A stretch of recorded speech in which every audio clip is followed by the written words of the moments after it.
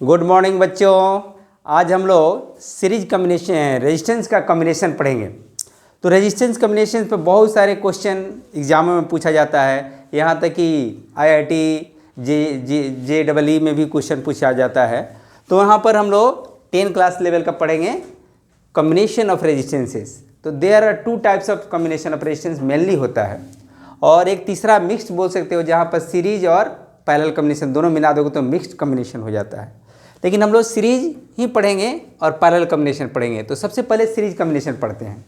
Series combination में आपको दिखाया गया है, यहाँ पर फोटो देखिए, फिगर देखिए, R1 R2 R3, one after second, second after third, वो इंड टू इंड। इस तरह से इसमें यदि करंट पास कर रहा हो तो सबसे होकर एक ही करंट पास करेगा। करंट को पास करने के लिए एक ही रास्ता मिलेगा, एक ही पाथ है, नो डिफरेंट पाथ। तो इस तरह से करंट जब जाएगा यहाँ पॉजिटिव टर्मिनल से, तो R1 से वही करंट पास करेगा, R2 से वही पास करेगा, R3 से वही पास करेगा। तो किसी भी सर्किट का रूल है जो जितना करंट सेंड करता है उतना ही सर करंट रिटर्न करता है। तो इसका मतलब जो प्रत्येक रेजिस्टेंस से होकर कितना करंट पास कर रहा है, तो सेम करंट पास करेगा। I पास कर रहा तो I करेगा, I1 कर रहा तो I1 करेगा। तो चलो पहले सीरीज कम्बिनेशन क्या होता है। When 2 or more resistance are connected, 2 और 2 से अधिक रेजिस्टेंस को हम जोड़ते हैं।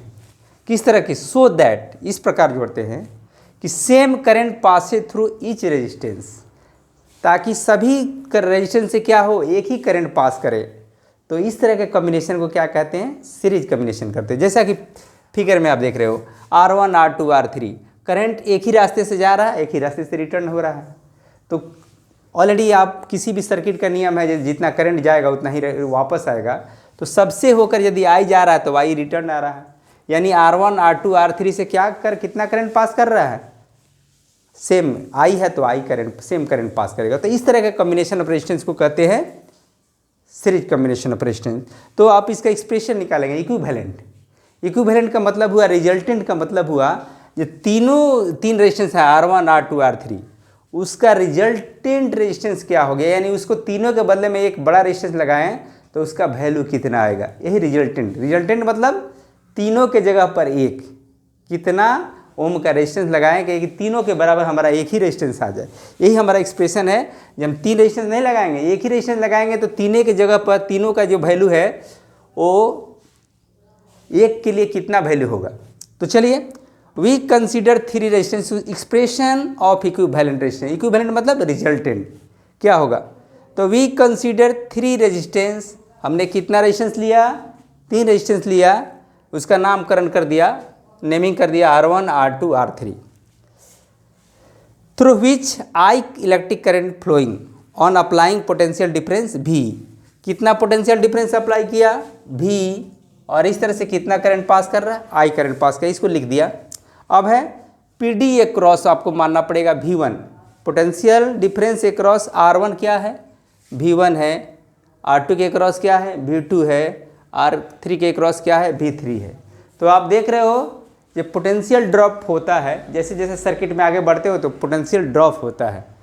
तो यहाँ पोटेंशियल ड्रॉप हुआ, हर डिवाइस के क्रॉस पोटेंशियल ड्रॉप। यहाँ पर जो पोटेंशियल होगा यहाँ पर उससे थोड़ा सा कम होगा, यहाँ पर जितना होगा वहाँ से यहाँ कम होगा। तो हमने मान लिया कि R1 के क्रॉस पोटेंशियल जितना डिक्रीज होगा, ड्रॉप होगा, वो V1 है, V2 है, V3 है। तो क्या है ना, हमने जितना वोल्टेज अप्लाई किया है वही 3 रेजिस्टेंस के बीच में डिस्ट्रीब्यूट होगा। तो आपके पास क्या आ गया? V इक्वल टू आ गया V1 plus V2 plus V3, एक एक्सप्रेशन 1 हो गया। अब क्या है ना, आपके पास ये भी मालूम है, जो R1 से कितना करंट पास कर रहा है? I1।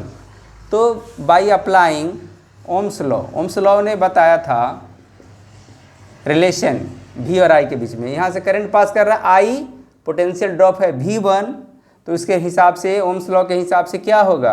V1 equal to I R1। V2 equal to क्या होगा? तो I R2।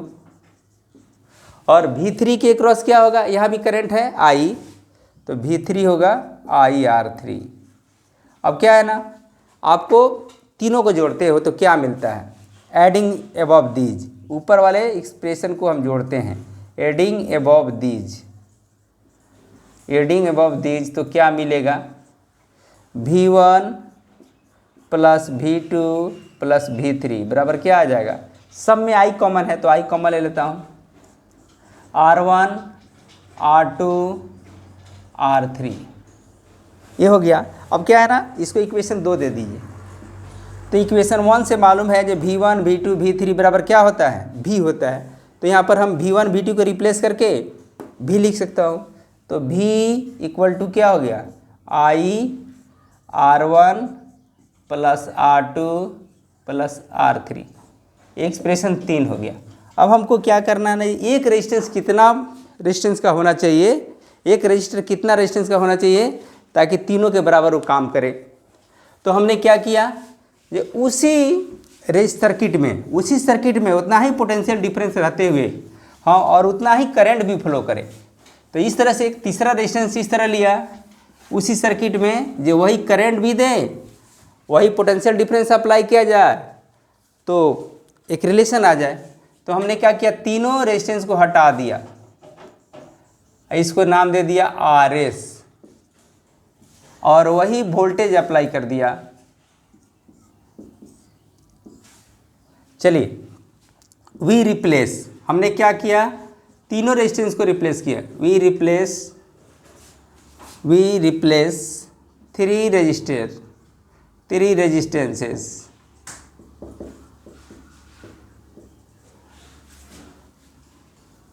रिप्लेस किया, three resistance by a single resistance RS in same circuit. उसी सर्किट में क्या किया, एक नया रेजिस्टेंस लगा दिया, सिंगल रेजिस्टेंस लगा दिया, so that same current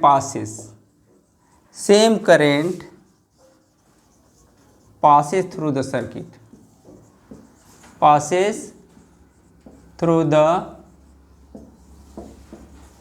circuit। अब ने क्या किया, ये एक ही रेजिस्टेंस लगा दिया और इस तरह से उसी सर्किट में, तो वोल्टेज तो हमारा वही रहेगा V, करंट भी वही चाहिए। तब क्या आएगा, passes through the same circuit so that same current passes through the circuit। अब क्या है ना, अब आपको V बराबर क्या होगा, IRS। अब क्या है, ये पहले I करंट पास कर रहा था, इसमें भी I पास कर रहा था, इसको इक्वेशन 4 दे दिया। हमने क्या किया, तीन रेजिस्टेंस नहीं लगाया, एक ही लगा दिया उसको RS वही सर्किट में, ताकि वही उतना ही करंट फ्लो करे, जैसे I करंट फ्लो कर रहा था यहाँ भी I करे। तो ओम्स लॉ से क्या होगा, V इक्वल टू IRS। अब हम कंपेयर करेंगे, इक्वेट करेंगे इक्वेशन 3 और 4 को। अब है इक्वेटिंग माने कंपेयरिंग। देखो इक्वेट करते हैं तो क्या आता है, इक्वेशन 3 and 4 वी गेट, हम लोग क्या पाते हैं, वी गेट, देखो क्या मिलेगा, वी गेट यहाँ पर V इक्वल टू क्या है, I ब्रैकेट के अंदर R1 प्लस R2 R3, यहाँ क्या है V इक्वल टू IRS। तो देखो इधर लेफ्ट साइड में यहाँ भी V है, वहाँ भी V है, वही है, राइट साइड में वही करंट है, तो कंपेयर करते हैं लेफ्ट साइड। जब लेफ्ट साइड बराबर है तो इस दोनों इक्वेशन का राइट साइड भी बराबर होगा। तो यहाँ राइट साइड लिखता है IRS, तो यहाँ क्या लिखाएगा, I ब्रैकेट के अंदर लिखाएगा R1 R2 R3। अब I दोनों तरफ है, तो इसको ले जाओ, इस साइड जाओगे तो डिवाइड हो जाएगा, तो I कट जाएगा, डायरेक्ट काट लेता हूँ। तो RS बराबर क्या हो गया, R1 R2 R3। इस तरह से ये आपका रिक्वायर्ड एक्सप्रेशन है। This is the required expression. अब क्या है ना, इसमें देखते हो सीरीज कॉम्बिनेशन में एक दो बात याद रखना पड़ेगा समझने के लिए। यहाँ पर रिजल्टेंट रेजिस्टेंस होगा, छोटा वाला भी क्या होगा, सबसे बड़ा रेजिस्टेंस से भी ये बड़ा आएगा। जैसे कहने का मतलब हुआ, जी R1 का वैल्यू है 2 ओम, समझने के लिए लिख देता हूँ 3 ओम, इसका वैल्यू है 4 ओम। तो RS बराबर क्या होगा, R1 plus R2 plus R3। तो क्या आएगा RS R1 लिखोगे 2 ओम, 3 ओम, 4 ओम। तो कितना हुआ, 2 3 5 5 5 4 9 ओम। यहाँ RS हो गया। तो RS जो होता है ना, सबसे बड़ा रेजिस्टेंस भी बड़ा होता है। इसमें सबसे बड़ा क्या है, 4 ओम, ये RS है 9 ओम। तो जो रिजल्टेंट रेजिस्टेंस होगा उसमें से जो बड़ा होगा उससे भी बड़ा आता है। तो ये आज का एक्सप्रेशन खत्म हुआ और इस पर हम लोग न्यूमेरिकल बनाएंगे। अब इसका एक दूसरा पार्ट हम लोग अगला क्लास में पढ़ेंगे, पैरेलल कॉम्बिनेशन ऑफ रेजिस्टेंस।